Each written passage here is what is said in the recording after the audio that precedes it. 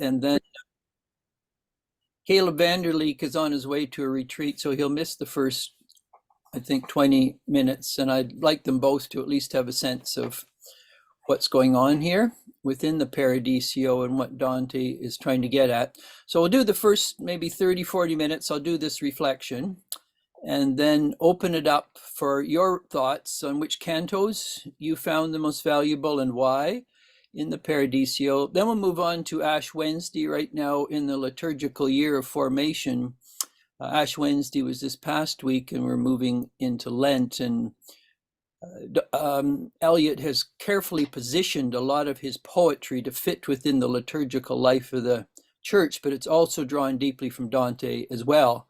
And if you got to watch my 6 reflections on Ash Wednesday, you can see again and again where Eliot is drawing from Dante.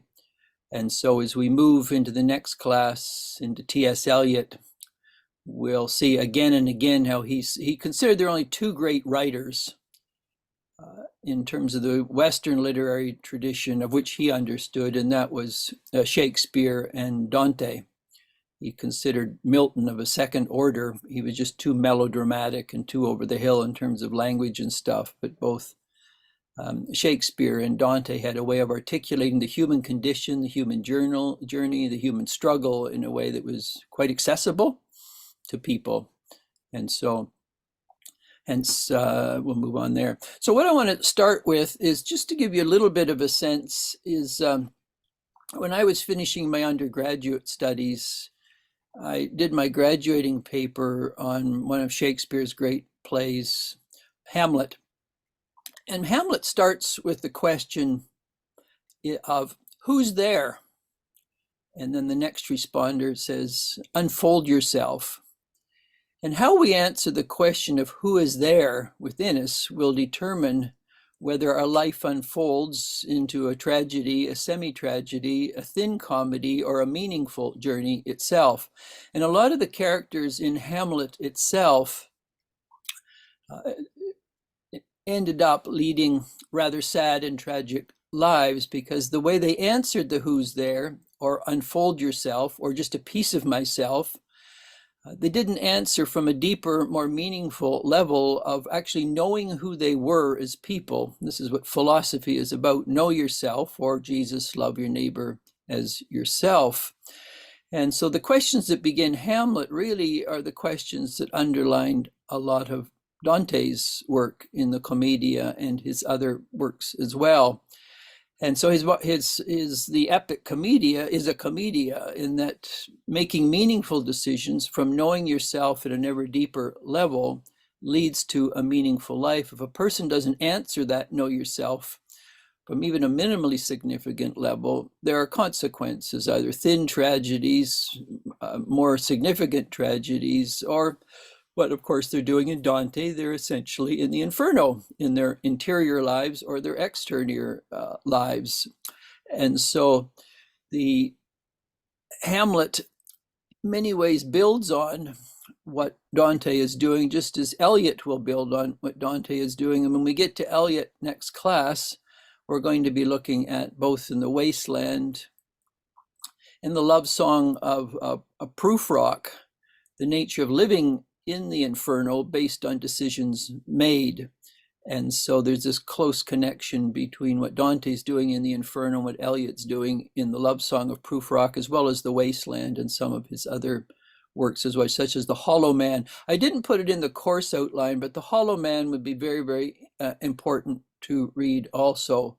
And so for next week, if we do the Wasteland, love song of Proof Rock, and then the Hollow Man, because they're all Dante's attempt to update, or they're all Eliot's attempt to update Dante's understanding of the Inferno in a modern vernacular and modern people's actual situation of life. So let me get going here with the Paradiso and what Dante is getting at. What's significant in the first 22 cantos, essentially, what Dante is doing is he's giving us a sense of what today we would call personality theory, or what we would call the nature, for example, the Enneagram, which is very interested in tracking what is a person's gifts, what's the shadow of those gifts, what happens when people indulge the darker side of a good gift. And so the 7 planets in the medieval world were just in their time an understanding of different personality types in that way. And so to understand, and the 7th planet, of course, is the planet of rest. It's the contemplative planet. So to understand really 2/3, almost 70% of the Paradiso is to understand Dante's understanding of personality types and how we faithfully live out of our type while recognizing, in fact, it can have a downside and a destructive side also as well. So each planet is Dante's way of saying, okay, this is this personality type, this is the down, even though they're in paradise, it doesn't mean they fully dealt with their issues, given the gifts they have been given, their unique personality type. So what I'll do, I'll briefly touch on each of those planets just to get a sense of these personality types. There is a tendency within certain types of the Christian tradition to say we live our 70, longer, shorter, we die, and then we're either magically transported into heaven, in which there's no meaningful self-analysis, self-understanding, deal with the issues, or we go to hell because we haven't accepted Christ. That's not how Dante ever understood, or the Catholic Church, or historic Christianity. Is this life is just the beginning of a long journey into transformation, deification, and becoming who we're meant to be, which is significant when Dante and Beatrice leave the Purgatorio. There's 2 things that happen, 2 rivers they cross. Lethe, which is the Greek river of forgetfulness. You're beginning to forget through this water of healing and washing. It's almost a baptismal water in that sense. Decisions made in the past that have brought on wreck and ruin and painful relational situations that we have created by our own undealt with temperament, and learning to forget that element of ourself. So it's one thing being free from something, it's another thing free for what? So the second river then is eunoia, which in fact we are remembering our true nature of who in fact we are meant to be. The eunoia in Greek is anytime you get an u, it's good, something like utopia or eucalyptus. All of these are something good is coming. And so what Dante is tapping into, what are we being free from in terms of our own past that has caused hurt and harm for ourselves and others? What are we being free for? And the word nous here, eunoia, comes from the word know your true self at a deepest level and begin to live into that. It's the telos, which is a part of that, the end of who we're meant to be. But we have to know our temperament to do that, and then how that temperament works forth in vocation and charism. So within the historic church, there's always the notion that everyone has been given a particular personality, a nature in that Greek sense, ephusis. And out of that, just as the acorn becomes the oak, and all things have a beginning and an end, but it's right in the seed form, so people's nature, when properly understood through the wisdom of a wise guide. So Dante has Beatrice, he had Virgil. So who are those friends that are with you on the journey that call forth what is implicit in the acorn level, so that you become the oak tree you're meant to be on the journey itself? And so with Dante, again and again, he comes as a corrective in our society in which people see that they can forge their own life in a way that's independent of others. They don't need the wisdom and the insight of others to assist them in making meaningful decisions, to assist them in knowing themselves and the deviations and the indulgent way they can pander to certain unhealthy aspects in their spirit, their soul, and their body. For Dante, he realized he did need companions. So he begins with Virgil, Statius, moving up through Beatrice, Mary, obviously, Saint Bernard of Clairvaux, and these other things. But let me linger just a little bit on these planets, the personality types, and then I want to briefly touch on, after Canto 22, we move into the 3 theological virtues of faith, hope, and charity. And this is where Peter, James, John, and then Adam appears in this as well. And so what Dante's doing is just because a person has managed to get out of the purgatorio doesn't mean they've managed to get out of issues of themselves they haven't meaningfully dealt with. So the first planet is Moon, the moon itself. Now the moon is constantly, it's fickle. Depending how close it is to the sun, it waxes, it wanes, and there are certain temperaments which seem to be at one level committed to the journey, committed to the faith journey, political journey, whatever, but they'll wax, they'll seem to be with you, but they'll also wane, just like the light of the moon itself. So they usually have a good heart. They'll come across as caring, they come across as committed, but all of a sudden on the journey, you'll find they disappear just when you need them the most. And so this is people of the moon. That temperament usually is a good heart, but it can be quite fickle at times. And when we think we depend on people whose temperament is more like the moon, we can be disappointed by them when our expectations of them are perhaps inappropriate. So to read a person's character and where they are in that, even though they're in paradise, they still have not dealt with elements, erratic tendencies deep within. We call the word today faffing. You've probably heard that word, where a person can begin their day committed, but then all of a sudden they're little birds chirping and they head in one direction, they're off doing something else, and they're off doing something else. At the end of the day, what they said they were going to do, they often don't do. And this is people of the moon for Dante. So the good of that temperament type, it's often good-hearted, lovely people, they seem committed, but then when you hit the trenches of the difficult things in life, they often disappear just when you need them the most. That's the moon. So that's the first of the planets. The second is Mercury. These are men or women. We get our word mercurial from that particular moon. These are people that were very committed to public responsibility, engaging the world in a meaningful manner. They're respected at one level by the public, but the reason they go into it and public responsibility, they're motivated by the need for attention, for applause, for people to pat them on the back, to give them medals and honors. So their motive itself is problematic, even though their action is commendable.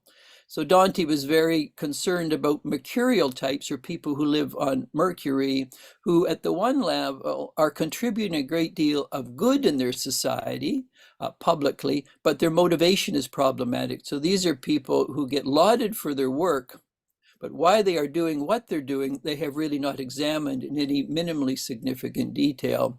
They're the mercurial types, and Dante will move higher up in the planets to people who are engaged publicly, but their motive is good as well as their action is good. So they've done the hard homework interiorly, and they are also acting meaningfully in an external public world as well. The third is Venus, which we get the god of love. These are people who are moved by passion, very affectionate people. They care for others, they're warm, they're gregarious, they can often be very much extroverts, they're not introverts, and there's a warmth to them, but that warmth can go askew and astray and lead them into unhealthy relationships as well. And so the good of that affectionate temperament also is the downside, if not dealt with, that can lead into problematic relationships with other people. And so in the Paradiso, these first three planets, or the cantos that are dealt with, they're really cantos. Mars is 2 to 4, Mercury is 5 to 7, and then Venus is 8 and 9. And so Dante's doing an analysis really of the human psyche, the human soul, and then the good of these temperaments, but also elements which, if not dealt with, can meaningfully cause hurt and harm. We move up to the next one, which is the sun. The sun is really cantos 10 to 13. The sun, of course, is the place of light and warmth, and it's in these particular cantos we see the important element of wisdom and insights. And these are the great thinkers of the Middle Ages and previous to the Middle Ages, who brought light, wisdom, insight to themselves, their communities, to the public realm. And education was very important to them. And so education was just not about information and facts and statistics. It was about wisdom, and finally love was the highest of that, of the three, of the hierarchy of the Middle Ages. Facts and information was the lowest, which was technical education. Wisdom was higher up, and love was the very highest of the pinnacle, which of course we get to as we move further up the Paradiso. Embodied love, just not love as an abstract idea. And so the sun, what Dante is doing, which is quite interesting, because on earth, some of these people who were seen as wisdom, insight, wrote great works in philosophy and theology. They are often at odds with one another of how they interpreted the nature of God, the church, public responsibility. But what Dante does, interestingly enough, he brings together people who are at odds in time. And when they transcend time, they realize that all their interpretations had a certain relative nature to them. And that once they go beyond Earth, and they see that the person they opposed, or there was polarities between them, in fact, they had much more in common.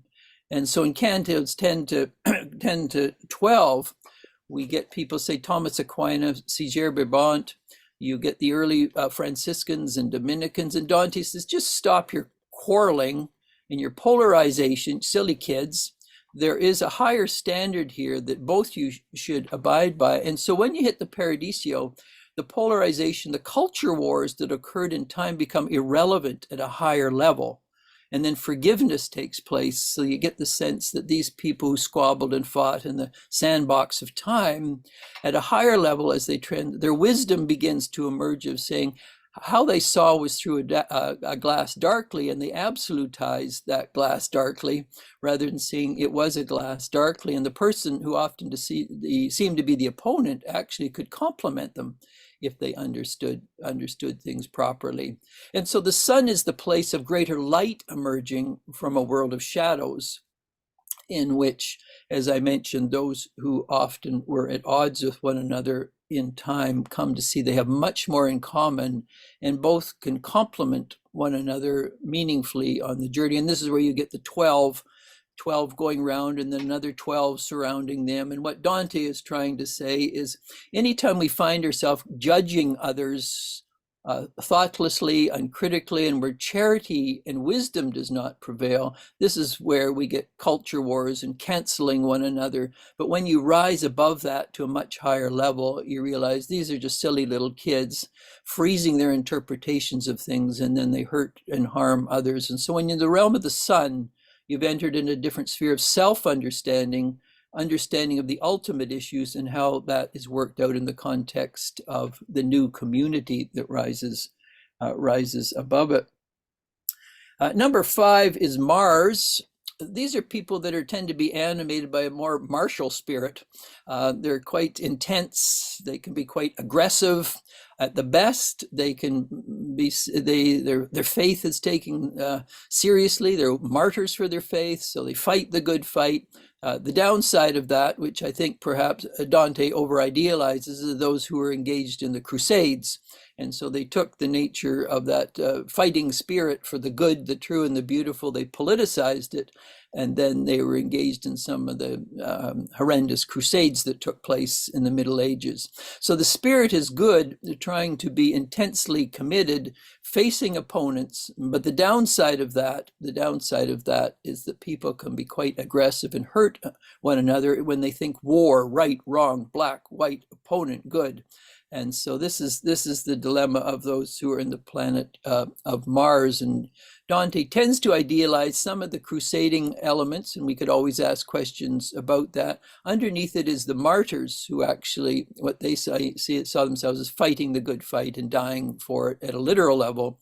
Martyr in Greek just means witness, and so it can be anyone who witnesses heroically in uncomfortable situations for their faith. These are people of Mars, and that takes us up to Canto 16. Then Jupiter, which is the 6th, these are the people who were just rulers. So the area of Mercury, they could be people engaged in the public life. Their motives were questionable. When we get to Jupiter, in fact, we have women and men who are in the thick of the fray with the best of motives. These are different temperament types. Their calling is not just private and personal or interpersonal, but in fact they have a particular charism or vocation to engage in important issues of justice and peacemaking, and they do it with the greatest commitment in doing so. We then move on to the final one, which is a Saturn. A seventh day, anytime you get seventh in the Christian tradition, you go right back to Genesis. God creates in six, the seventh is the day of rest. So Saturn is the place of the contemplatives. These are the people who aspire to move forward higher up the realm beyond the vita activa. They're the ascent. This is where the ladder is very, very important, the ladder of ascent. So each of these actually planets are rungs on the ladder as well, to mix a metaphor.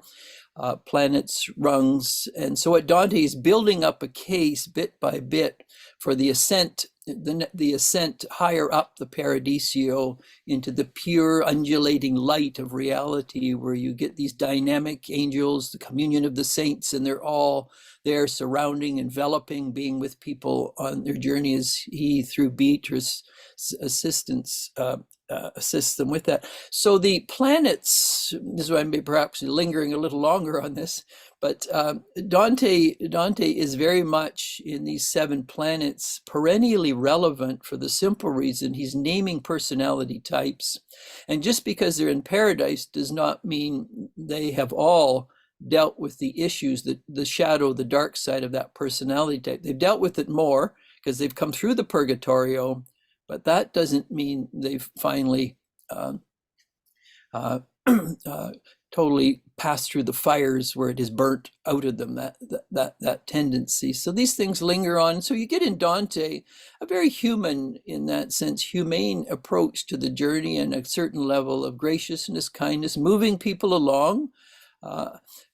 Who are willing to change. Some people are not willing to change, and they freeze their own temperament. That's what Satan is in the bottom of the inferno. They freeze notions of identity, they freeze notions of intellectual positions, freeze notions of faith, freeze notions of political. Well, they're descending, they're shrinking as people hit the purgatorio. People are willing to recognize, oh, there are issues in my life I have to face.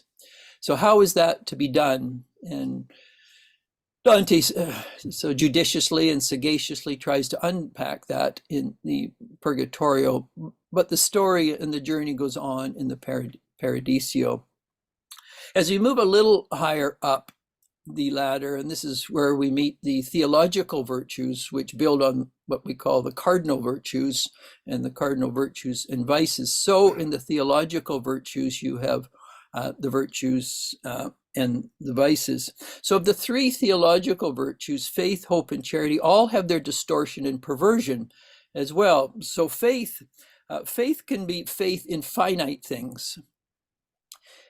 If I indulge some finite thing, then if I get what I want, whether it's money or it's vacation or possessions or property, then I shall be fulfilled. And so faith in finite things will betray us eventually, because we're made for the infinite. And this is why, this is why there's a lovely quote in East Coker. We'll get to this later by Eliot. He says, I said to my soul, be still and wait without hope, for hope would be hope for the wrong thing. Wait without love, for love would be love of the wrong thing. There is yet faith, but the faith and the love and the hope are all in the waiting. Wait without thought, for you are not ready for thought. So the darkness should be the light and the stillness the dancing. And so you'll get in, when we get to certainly four quartets, we're going to see what Eliot is doing with Dante on the theological virtues. So one distortion of faith is faith, if I indulge, I turn to finite things to fulfill my hunger for meaning. But as Augustine says in the Augustines, our hearts are restless for God, and as it were, no finite thing can fulfill that deep inner restlessness, hunger and thirst for the ultimate.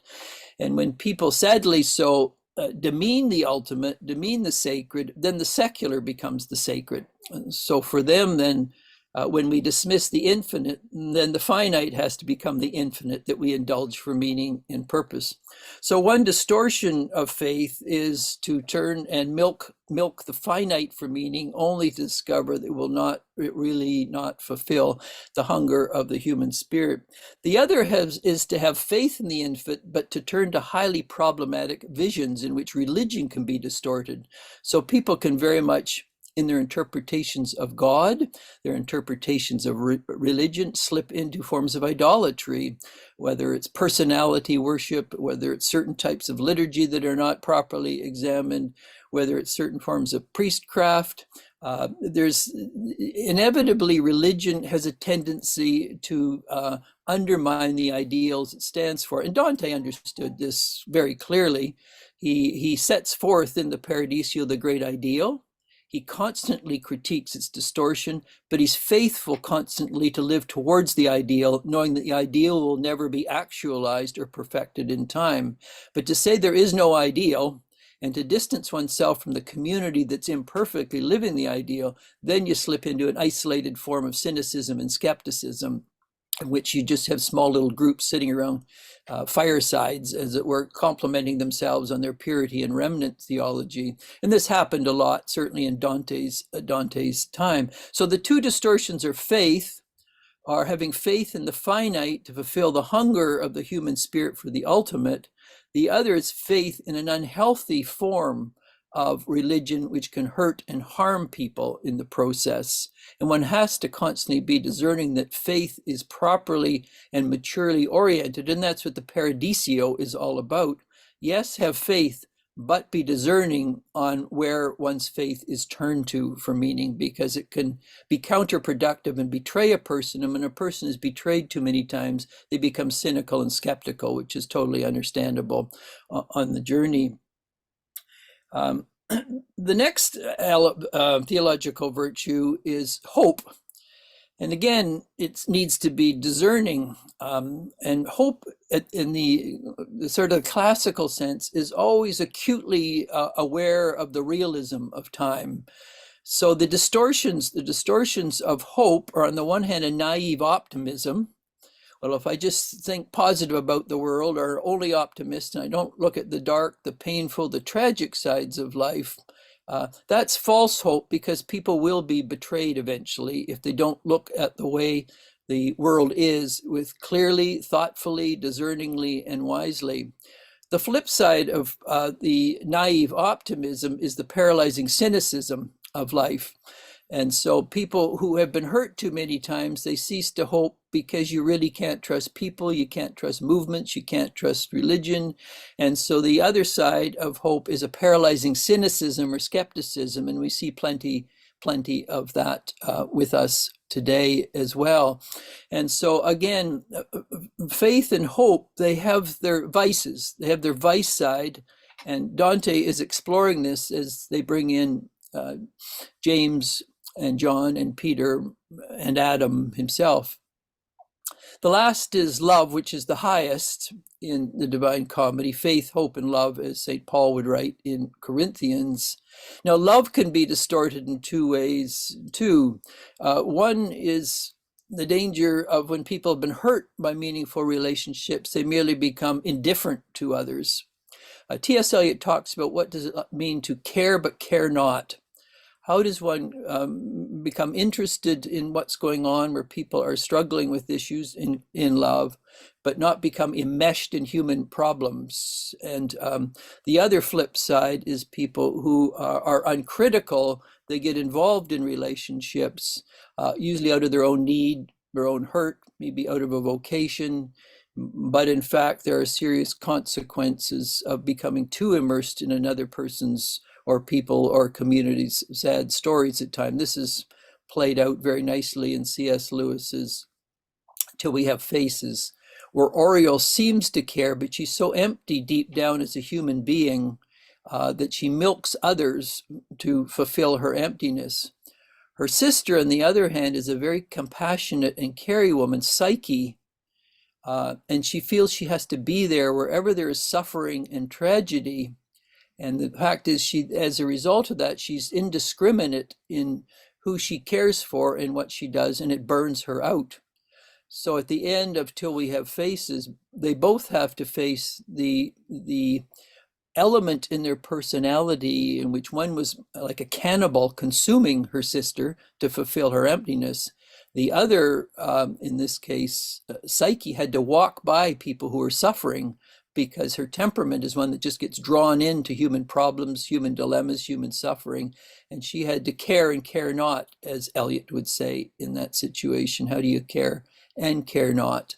And so how does love find this middle way, which is the highest, without being silly, but knowing one's temperament and the good of it, but also the potential destructive element for oneself and others. And Dante in the Paradiso, he's trying to thread this needle, which is not easy. It's a discerning needle to thread, and depending on a temperament type, depending which planet a person's in, whether it's political, whether it's counseling, whether it's religion, whether it's priests, whether it's popes, each of them have elements within them that, if not adequately faced into, and the homework was not properly done, take people then back to the purgatory or take them back to the Inferno. Remembering some people, when they read the Commedia, they think these are places. This is if you just read it literally, which is a very silly way of reading the Commedia. You're meant to read it allegorically. These are not places per se. They're states of mind and states of being. And so this is what happens. This is where a person will be temporarily if they're not dealing with this state of being within themselves, or how they're answering who's there, essentially. And that's what Dante is trying to look at, how each person answers that question in their life. Who's there? Unfold yourself. What part of you are unfolding? Just a piece of you, as Horatio says the next page? Or is there a fullness of the emerging self, the unfolding self that is being answered? And to the degree a person is open to that unfolding, more than just a piece of oneself, which is comfortable and secure, but something bigger, then they move from the Inferno through the Purgatorio up into the Paradiso. And so in that sense, Hamlet's tragedy is a nice fitting companion to Dante's Commedia. And when we get to T.S. Eliot, we're going to see what T.S. Eliot is doing with the Commedia, and how there's huge affinities, immense affinities between Eliot's taking us into the modern world, the wasteland, proof rock, hollow men, all of these issues that he's giving a modern version of the Inferno, hinting towards the Paradiso. And then as we move along into his religious poems, moves us into the Purgatorio, and then 4 quartets gives hints of the nature of the journey that takes us to the Paradiso. So enough said, Dart. Tara, can you maybe, one more thing I wanted to say. One of the key metaphors in the Commedia is the rose. Very important metaphor. Dante will pick on this. And when some people think of theology or personal relationships and wanting to understand things too quick, perhaps, the rose unpetals very slowly. We don't even get to Christ till the end.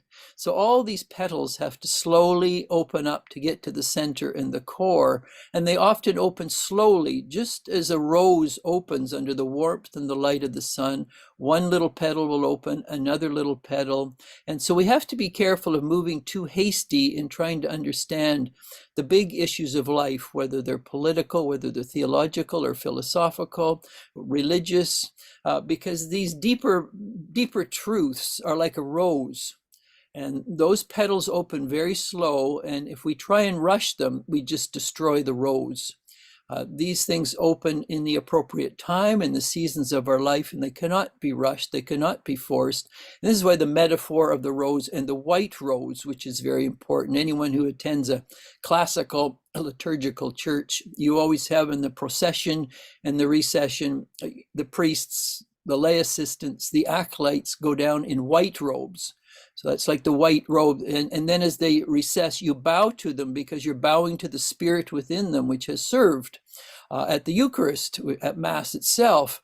And so all these vestments which are worn in a liturgical service are drawn deeply from a biblical and a church tradition which Dante would have known very, very well, and which Eliot will pick up on as well in his writings. But the rose is very important, the ladder of ascent, because once you move beyond temperament types, charisms, and vocations, those are all tested then in the fires of faith, hope, and charity. Because because a person has particular gifts doesn't mean they've dealt with their character issues. And those are tested when it comes to faith, hope, and charity, and having faith in the right things, having hope in the discerning right things, and love itself being discerning for the right things. And each of these can have their counterfeits and decoy ducks. And so one has to be discerning to know a decoy duck from the real thing as well. Okay, Tara, I think I have said enough, and then we can maybe go around to get people's feedback on what cantos they may be found